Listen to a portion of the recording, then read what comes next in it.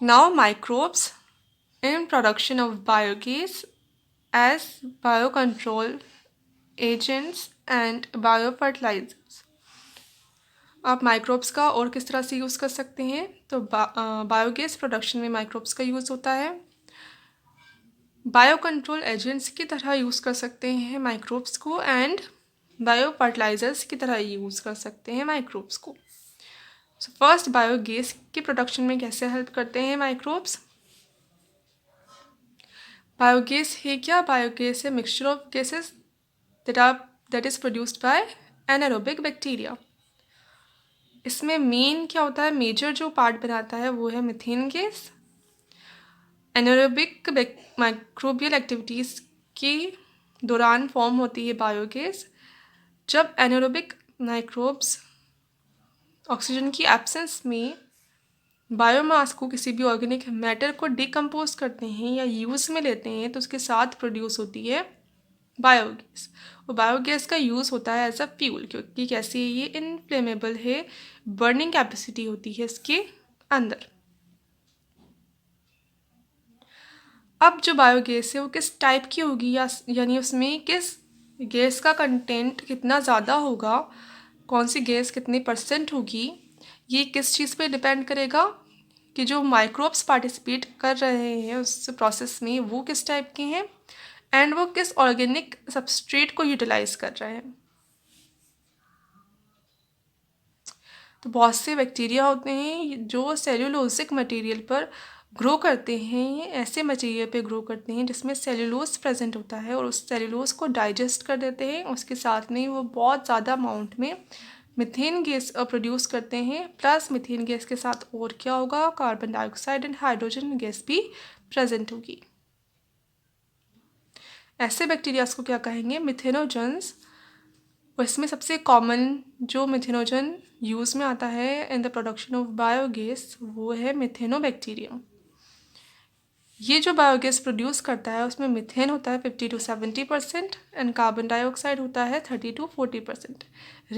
Remaining जो part होता है वो किसका होता है, हाइड्रोजन गैस का।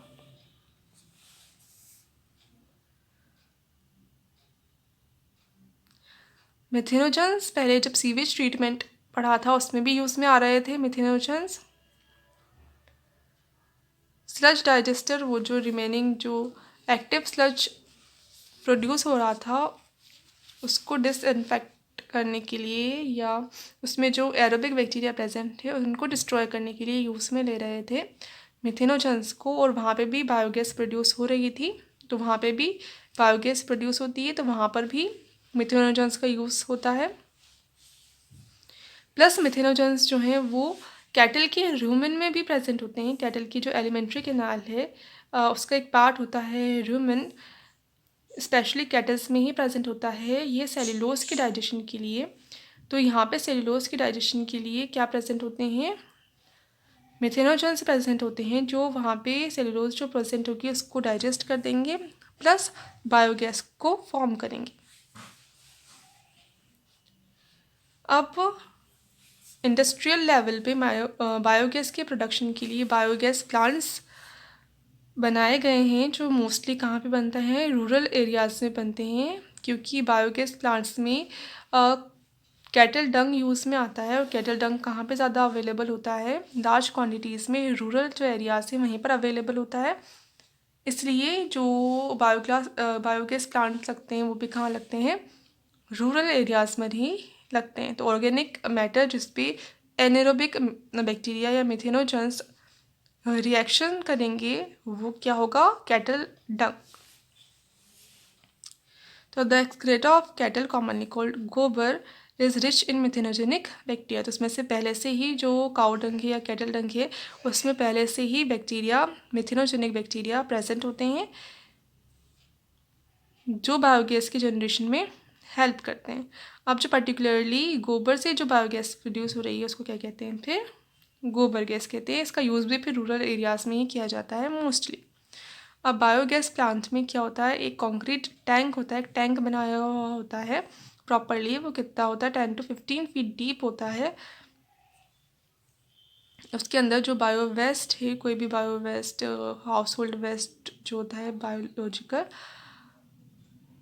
उसको वहाँ पे इकट्ठा कर देते हैं। प्लस जो स्लरी है, स्लरी ऑफ डंग, उसको भी वहाँ पे इकट्ठा कर देते हैं। तो स्लरी ऑफ डंग क्या है? डंग प्लस वाटर का मिक्सचर।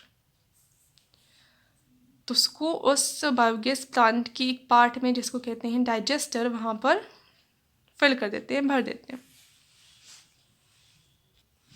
तो ये है डायग्राम बायोगैस प्लांट का, जिसमें एक तो है कंक्रीट टैंक। तो ये है कंक्रीट टैंक। इसका एक पार्ट जहाँ पे क्या प्रेजेंट है, मिथेनोजन्स प्रेजेंट है, प्लस कैटल डंग प्रेजेंट है। जो स्लरी है, कैटल डंग प्लस वाटर, वो प्रेजेंट है। और भी अदर जो भी बायो वेस्ट है वो प्रेजेंट है इस एरिया में। तो ये एरिया जो है टैंक का, उसको कहेंगे डाइजेस्टर।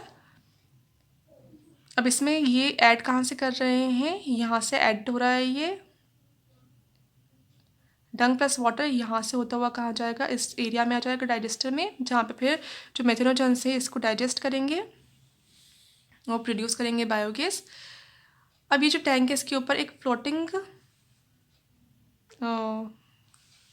कवर प्रेजेंट होता है। तो ये है फ्लोटिंग कवर, जो पहले तो क्या होता है, थोड़ा नीचे लेवल पे होता है। जैसे जैसे बायोगैस प्रोड्यूस होती जाती है डाइजेशन की वजह से, वैसे वैसे जो फ्लोटिंग कवर है ये ऊपर की तरफ उठता जाता है।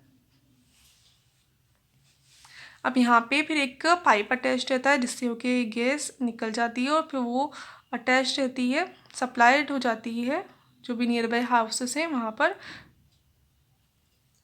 साथ में एक और पाइप अटैच रहता है। और तो ये वाला जो पार्ट है टैंक का, वो क्या हो जाएगा? Gas holder. यानी यहाँ पे जो गैस है वो लाइटर होगी, इसलिए ऊपर आ जाएगी। तो यहाँ पे गैस प्रेजेंट होती है, बायोगैस। तो इस पार्ट को कहते हैं टैंक की गैस होल्डर। तो उसमें methane, carbon dioxide, hydrogen sulphide and ammonia या हाइड्रोजन गैस, ये सारी गैसेस प्रेजेंट होती हैं। आप यहाँ पे जो यूज़ में आ गई, जो स्लरी थी वो यूज़ में आ गई, उसके बाद जो रिमेनिंग होता है जिसको कहेंगे स्लज, वो स्लज को कहाँ ले जाया जाता है? फिर एक अदर जो टैंक है वहाँ पे ले जाया जाता है। फिर इस स्लज का यूज़ करते हैं एज फर्टिलाइज़र फील्ड्स में। वो फिर न्यू जो स्लरी है उसको ऐड कर देते हैं दोबारा, टाइम टू टाइम जो न्यू स्लरी है वो ऐड होती जाती है। और जो ओल्ड रिमेनिंग स्लरी है, या फिर जो स्पेंट स्लरी जिसको कहते हैं, वो स्पेंट स्लरी कहो या स्लज, वो यहाँ पे जाके कलेक्ट हो जाता है, जिसका यूज़ फिर फर्टिलाइज़र की तरह फील्ड्स में करते हैं। और गैस जो है वो गैस होल्डर के ऊपर जो फ्लोटिंग कवर है, वहाँ पे जो पाइप है उससे होकर हाउसेस को सप्लाई कर दी जाती है। तो ये है diagram of biogas plant. Microbes as biofuels. तो इस तरह से माइक्रोब्स किसकी तरह वर्क कर रहे हैं? बायोफ्यूल्स की तरह वर्क कर रहे हैं, बायोगैस का प्रोडक्शन कर रहे हैं। और बायोगैस क्या है? फ्यूल है। तो ये बायोफ्यूल प्रोडक्शन में भी हेल्प करते हैं। और बायोफ्यूल से जो एनर्जी फॉर्म होती है उसको क्या कहते हैं? फिर बायो एनर्जी। तो बायोलॉजिकल मेथड से, प्रोसीजर से जो भी गैसेस प्रोड्यूस होती हैं, भले वो हाइड्रोजन हो, मीथेन हो, एथेनॉल हो, कोई भी केमिकल हो, एथेनॉल, ब्यूटेनॉल या डीजल हो, जो भी अगर बायोलॉजिकल रिएक्शन से प्रोड्यूस हो रहा है, तब उनके आगे की टर्म लगा देते हैं, प्रीफिक्स लगा देते हैं बायो। तो क्या हो जाएगा? Bio hydrogen, bio methane, bio ethanol, bio butanol और बायो डीजल। अब ये सारे क्या है? फ्यूल्स की तरह वर्क करते हैं। इन सभी को क्या कहते हैं? बायोफ्यूल्स कहते हैं। बायोगैस भी क्या है? बायोफ्यूल्स है। तो बहुत तरह की बायोगैस के अलावा भी अदर टाइप की भी बायोफ्यूल्स है, जिनके प्रोडक्शन में माइक्रोब्स हेल्प करते हैं। अब जो नोट्स है, नोट्स को कैसे कॉपी करना है? नोट्स में नंबरिंग दी हुई है, जैसे ये है 1 एंड 2, 3, 4 ऐसे नंबरिंग दी हुई है 7 तक। तो नोट्स को कॉपी कैसे करोगी? नोट्स का पीडीएफ सेंड कर दिया है, उसके साथ में एक व्हाट्सएप मैसेज सेंड करेंगे। तो व्हाट्सएप मैसेज में भी नंबरिंग दी हुई है और पैराग्राफ्स दिए हुए हैं, लाइक नंबर 1 पैराग्राफ या सेंटेंस है, नंबर 2 पैराग्राफ या सेंटेंस। तो जहाँ पे नंबर 1 है वहाँ पे कौन सा सेंटेंस या पॉइंट्स कॉपी करोगी? जो व्हाट्सएप मैसेज में फर्स्ट नंबर पे दिया हुआ है उसको इसके बाद ऐड करना। ऐसे ही जो सेकंड नंबर पे व्हाट्सएप मैसेज में जो सेकंड नंबर पे सेंटेंस दिया हुआ है या पैराग्राफ दिया हुआ है, उसको कहाँ ऐड करोगी? इस लाइन के बाद ऐड करोगे। ऐसे थर्ड नंबर पे जो सेंटेंस पॉइंट या पैराग्राफ दिया हुआ है व्हाट्सएप मैसेज में, उसको कहाँ ऐड करोगे, इस पॉइंट के बाद ऐड करोगे। ऐसे ही 7 पॉइंट्स या पैराग्राफ्स दिए हुए हैं व्हाट्सएप मैसेज में, तो वो जहाँ पे नोट्स में नंबरिंग दी हुई है उस जगह पर ऐड करना है। ओके।